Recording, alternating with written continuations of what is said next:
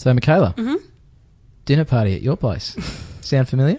You can't. Oh, I'm gonna. Take I'm my gonna. questions from... Because you know what? I reckon listeners were sitting there going, okay, so was is going to get these 4 really cool dudes and Scarlett Johansson. And if you haven't listened to that episode, you should go back and listen to the previous one.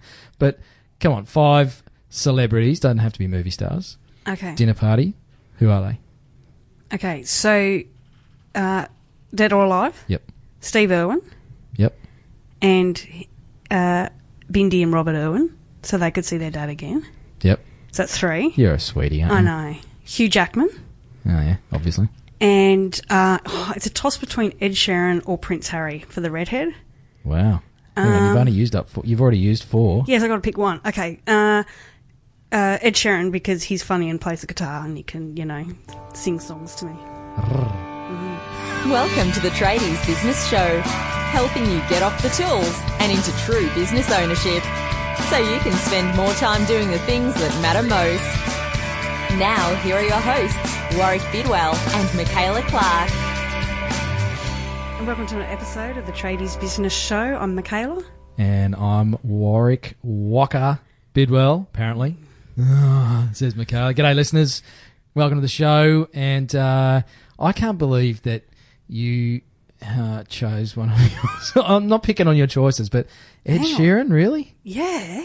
Wow, okay. Oh, yeah, no, he does it. I'm starting to learn a bit more about you. Yeah. 60-something episodes, and I'm finally getting some insights. Yeah. Him and Hugh at the... Oh, yeah. Hugh, I get. He could really, literally get his claws into you. All right, so today we're talking to a lawyer. Everybody, wake up.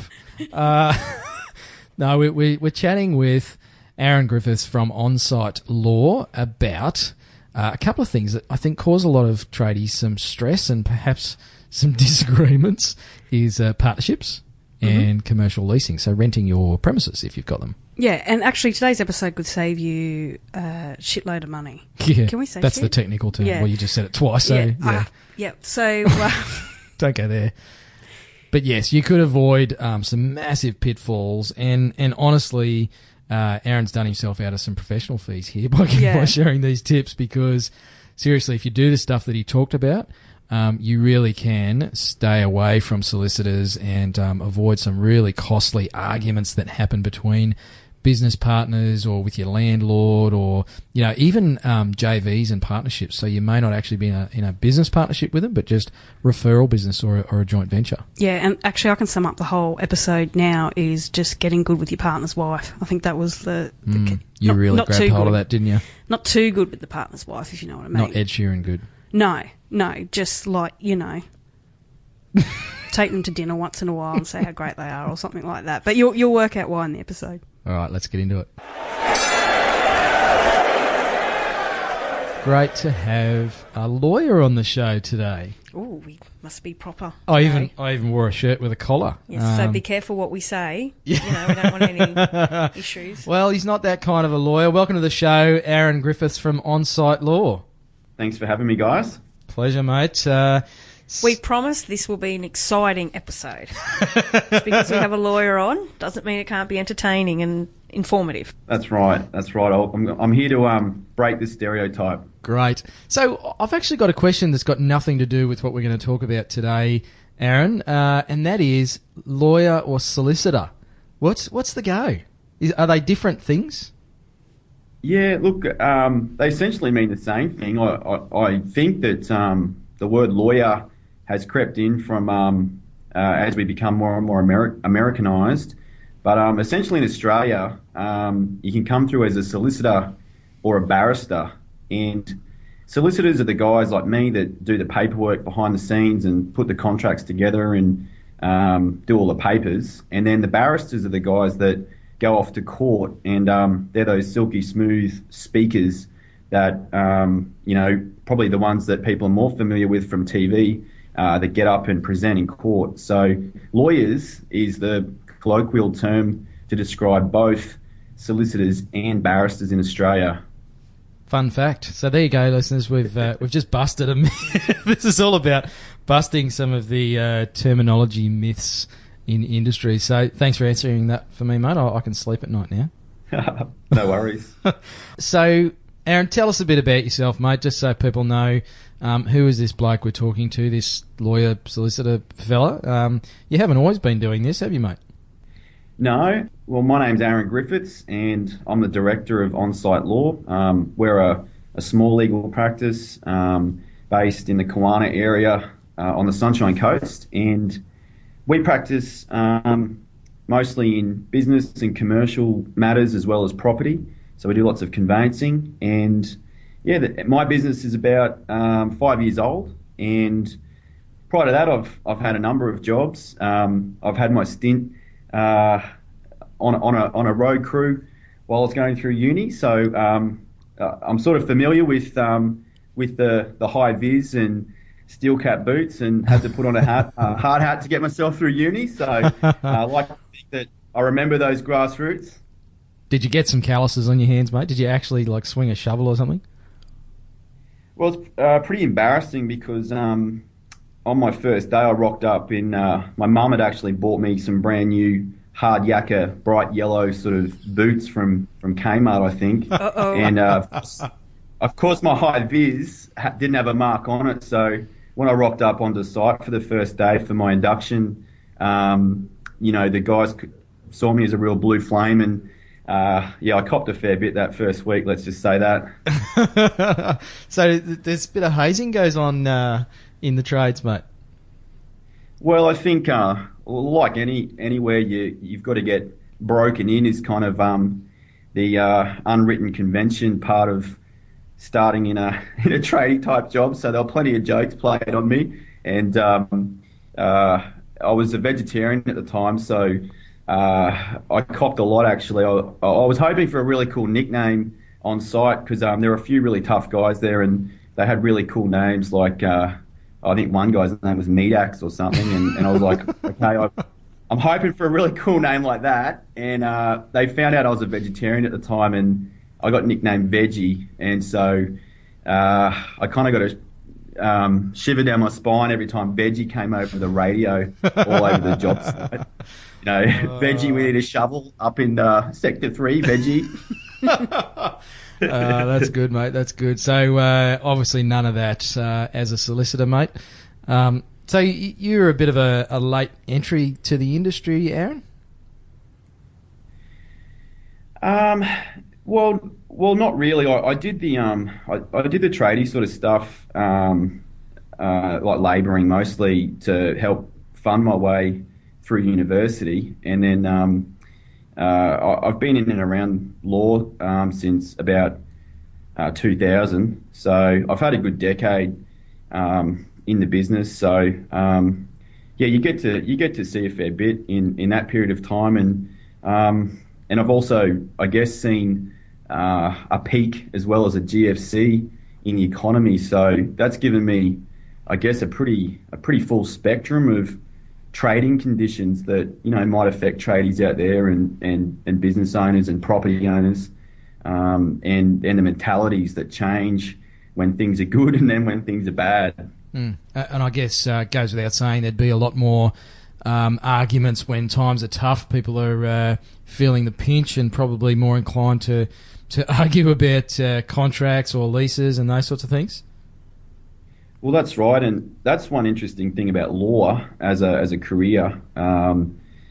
There's always one area that's booming, and when times are tough, the litigators and family lawyers and the bankruptcy guys, they're going gangbusters, and liquidators are going gangbusters. And then when times are good, it's more the guys like me that benefit. The guys that are putting the deals together and giving property advice and doing conveyancing, and like the phase we're in at the moment, a lot of people are buying property and expanding their businesses and looking to grow. So there's more joint ventures happening and there's more things happening. So it's a good period for me, and that's another reason why I enjoyed it as well.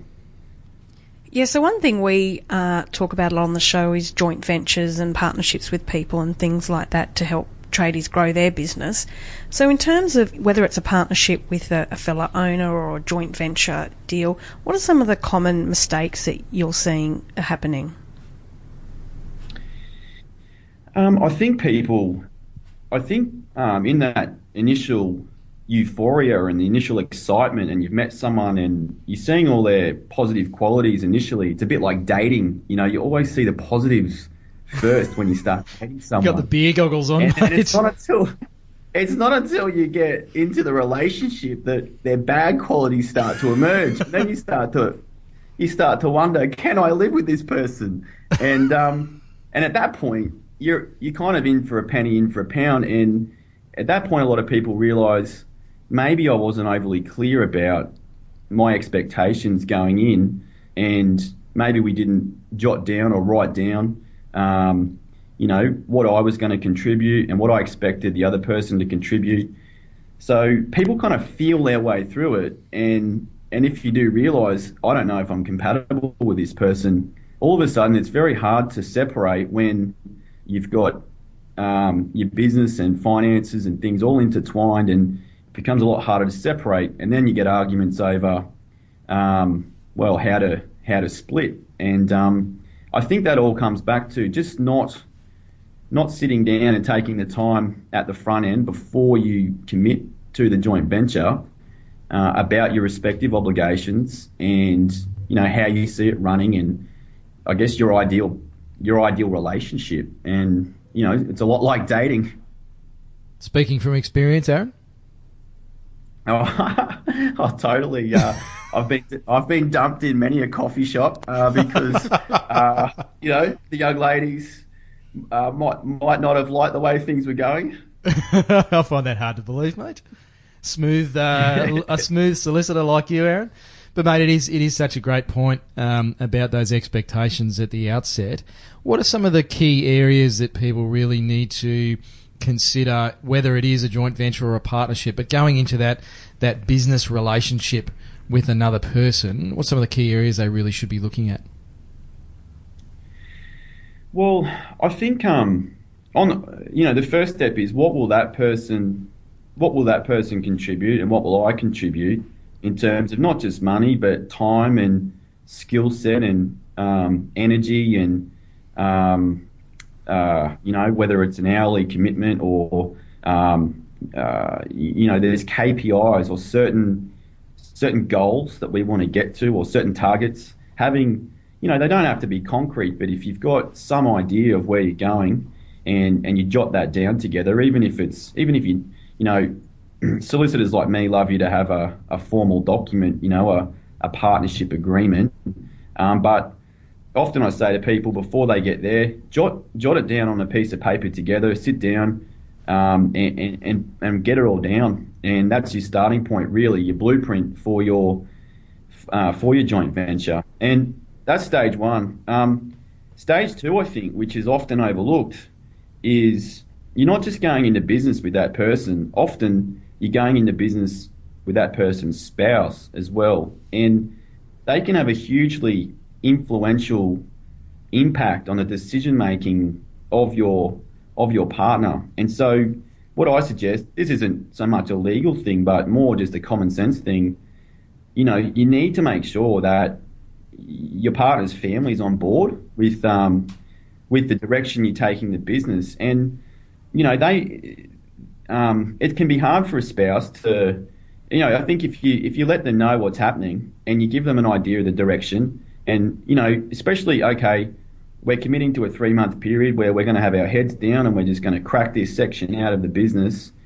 Is everybody okay with that? Are the spouses okay with maybe us working a bit late for the next 3 months because we've got these targets? This is where we're going to go, and the expectation is that once we do that, we're at this next phase, and things are better for everyone, and everyone makes money, and our families benefit from that.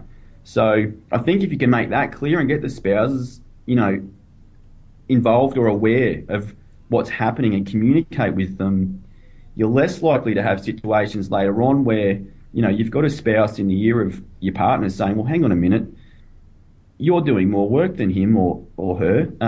This isn't fair.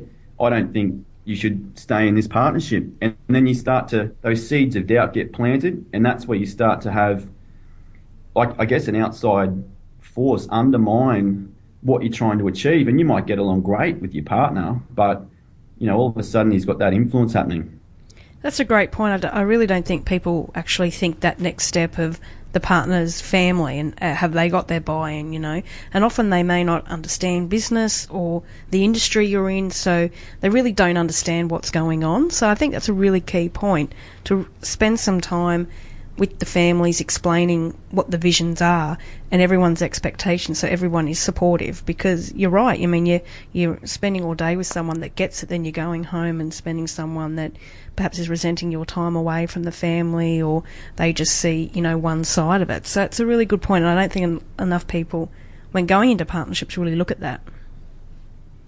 That's right, and I don't think it requires any technical expertise from the spouse, or you're not asking them to do anything specific for the business if they're not involved, if they're a spouse that's not involved in the business. But it's just giving them a heads up, and I guess just setting the picture for them, and so that they've got some expectation of what's happening with the business, and they feel included. And I think it can have a huge improvement on how things go. Because if I'm honest, a lot of the disputes that I see when people come in are linked in some way to a spouse, which is, I think, just a lack of communication at the front end. So you're saying be single and go into a partnership, or get divorced prior? Yeah. No, not exactly. I'm just saying that, people just be mindful that, I think people think of it as their business and their role, but really your family is included in an indirect, on a secondary level, and it really helps to just let them know what's going on, so that they don't get cranky if they're not seeing you as much as they'd like later on. But it's all about communication. Mate, and I know you obviously wouldn't talk about specifics, and you can't, but have you got any examples, or I hate the word case study, but I guess little case studies that you could share with us, just to illustrate, I guess, good example and bad example for our listeners, so they get a sense of, how badly it could go, and perhaps some of the issues specifically, and maybe a good example of a client you've had that's done it well. Yeah, I guess without being too specific, I guess the classic, and I've worked for businesses myself where they've had three partners, and in this particular example, they're very different individuals. For example, one guy was probably what I call the grinder, who does monster hours, has no problem doing all-nighters. His family, whether they like that or not, I'm not sure, but they know that that's what he's like. He'd stay back to midnight quite often. And then you've got one of the other partners who's very social and has a lot of contacts, doesn't believe in doing the monster hours, but he's more of what I call the finder. He's the rainmaker style business owner who, he's most valuable for bringing work in. And then the third partner was what I call the minder. He was more of the manager guy who, was very good with the staff and just managing the office generally. So you've got like three really different strengths, and the way people value strengths can be quite different. And in this particular example, it went sour. Mostly, I think, because the grinder's spouse started to get resentful that, well, you're doing these killer hours, your fee generation is huge, and it dwarfs the other two partners. You deserve more. It's not a fair split. This isn't a fair partnership. And so that I guess grew into a rift between the partners, and it eventually led to the split and demise of the practice, and everyone went their own separate ways in the end. And I think really it's hard for a spouse or someone on the outside to see the other strengths. It might not be in numbers, but they're all contributing to the firm in different ways. And I just think it came down to values and and people not being able to recognise on a balance sheet how the others were contributing. So I think, again, that's just communication at the front end, and I don't think they really sat down at the start and said, okay, what are you guys good at? What am I good at? How do we, they were actually a really good combination because they had those different strengths, but I don't think they really sat down and thought about it beforehand. And anyway, it led to a bit of a collapse. So that's probably an example of one that didn't go so great. Other ones that go well are people, they might have similar personality traits as the three guys I just described, but at the start they sit down and they go, right, we know you're the grinder. You love just being warehoused and you just love sitting there plugging out the work. That's cool. Well, I'll feed you that work. My job will be to bring it in. I'll go out and, I've got these targets. Let's say I've got to get 10 new accounts a month. That's my target. And that's me holding up my end of the bargain. As long as I'm getting those 10 in to feed you to do X amount of dollars per month, that's my part of the bargain. And it's being clear about, what you're going to do and putting that into some sort of heads of agreement or a partnership agreement at the start with your KPIs. And then you've got a bit of a charter to run off as time progresses. And if someone isn't pulling their weight, you can say, well, hang on, we can pull out your charter and say, well, this is what we're aiming for. What's going wrong here? Why aren't we meeting these targets? Or are you having trouble fulfilling your obligations? Do we need to revise this? Do we need to adjust things? And you just keep communicating and amending it and add to it. Sometimes the targets that you pluck out at the start, you don't know how things are going to go, so you just got to get something down and have a guess, your best guess, and then meet, regularly, whether it's once a week or once a month, and revise those targets, and you just keep refining and improving, and stay together and gel, and just get stronger and better.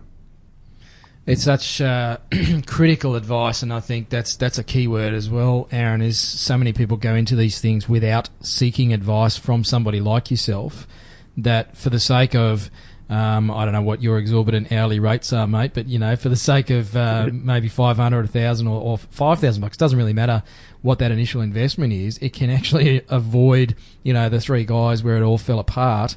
I suspect that cost more than a couple of grand. Yeah, that's right. Obviously it can vary from business to business and how it can get as complex as you want to make it. But I think, at a very basic level, even if you can't afford to go and see a lawyer, just sit down and make your own agreement. There's nothing wrong with just sitting there and saying, right, what sort of hours are we both comfortable working? How much money do we both want to make? Where do we want to take this business, and where do we see it in 1 year, 2 year, 5 years? Where do we want to take this thing? And what sort of lifestyle do we want to have? Do we want to be the guys that just, work crazy hours and bust our guts for a couple of years to get ahead? Or have we got a longer term game where we want to be able to have a hit of golf here and there, or go fishing, or, have a bit of fun in between? And so you've kind of got to find someone that matches up with your ideal business model, because if you're the lifestyle guy and you want to just take it a bit easy, and you match up with a grinder who wants to just grind it out, you're going to have problems unless you're clear. Yep. And it really goes back to a little axiom of, if it's not written down, it's not on this planet. I know we've both heard that a few times, Aaron, and just putting something on paper is so very powerful. So, mate, another area that I see tradies perhaps get a little bit overwhelmed with, or maybe confused by, is the area of commercial leasing. So, leasing premises in particular. Any tips for our listeners around entering into leases? Again, some of those maybe simple things that people overlook or don't get right from the start that can cause them problems later? Yeah,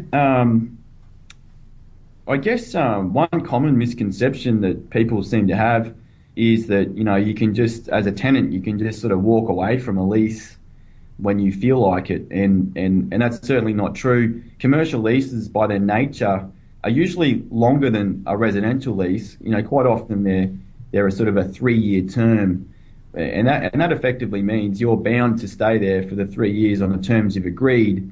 And if you do need to leave early for any reason, if things don't work out or you outgrow that space, it's up to you to essentially, you're liable for the rental until the end of that term, unless you can find a replacement tenant to take over your obligations. Or if you sell the business, you'll have to have the lease assigned over to the buyer who will take over that lease. So that's a common one that I see.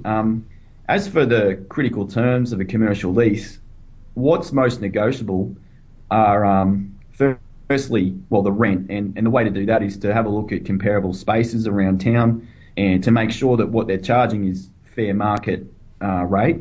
And secondly, bond. These days it's quite popular for landlords to want a bank guarantee instead of cash, and there's a few reasons for that. But effectively, that's like a financial product that you get off your bank sets it up, and it's a piece of paper that you effectively hand the landlord, and they keep it in their safe. And if you ever break the lease or breach the terms, you don't pay the rent, the landlord can walk into the bank and effectively just withdraw that money, and the bank has it locked in an account and it's usually secured against your property, or as the tenant, you're liable for that. The other key terms of the leases really are how the rent's reviewed each year. Usually landlords will want to see an annual rent increase. CPI is a common increase method. It's usually, at the moment, it's about 3%. So you've got to budget for those increases every year. If you can get a rent-free period, that's ideal when you're starting a new lease. It's always worth asking for a rent-free period to get you a foot in the door and let you get settled in and started up and profitable. If it's a month rent-free or 3 months rent-free, or go as hard as you can. And fit-out contributions. Some landlords will contribute to your fit-out because landlords want long-term tenants, and that helps them with their financial dealings, because they can go off to their bank then and say, look, I've got this 5-year tenant, and often they'll borrow money on the strength of that. So often they'll chip in for your fit-out, and it's not always the case, but sometimes it is. So it's always worth asking the question if they'll contribute to your fit-out costs. Yeah, so what you're really saying is you don't necessarily have to accept the terms that the landlord's first presenting. That's always, worth negotiating, see what else you can get. That's right. It's every aspect is negotiable, and there's a lot of competition for landlords, especially in commercial space with warehouses and workshop type premises. There's a lot of options in a lot of places, so often they're competing against each other to get you on as a tenant. So at the moment it's a pretty good space to be in as a tenant, and which means you've got a bit more leeway with your negotiations. So it's always worth negotiating, and if you've got trouble with that, come and see someone like me to do the negotiations for you, and I've normally got a pretty good feel of what's reasonable and what's fair, and what other landlords are accepting at the moment. And so do you have any thoughts around whether you should, rent or buy? Which one is often best? Well, I mean, it just depends on your own financial situation, and I normally handball that back to your accountant. I think, that's probably the starting point for that conversation. But what's popular at the moment is a setup where you can buy the commercial premises using a self-managed super fund. So you can actually harness the power of your superannuation and use that money to acquire your business premises using a super fund structure. That then leases the premises back to your trading entity, and you trade from the premises, and you effectively pay your super fund the rent So rather than the rent going to a third-party landlord and not benefiting you in any way, you're loading it into your super fund, and typically those leases are set up at market rates, and your money's going into an environment that has much more favourable tax outcomes. But this is where accountants come into it as well, and the starting point I think is comes down to your budgeting and affordability and all of those questions. But there's advantages to both, and for me personally, it depends what phase your business is in as well. If you don't know if you're going to grow or outgrow that space, maybe it's ideal to rent for a while until you kind of know what your business is doing. But if you've got a really set idea on the size of your business and those premises are going to be great for you for a number of years, then maybe you should look at buying. But if things are likely to change, then maybe renting's the way to go. Cool, thanks for that. So make sure, check with your accountant, because it sounds like there's some cool things that you can do around that space to make it benefit you more. So one thing we like to ask all our guests is, if you had 1,000 tradies in a room, what would be the one thing you'd like to tell them?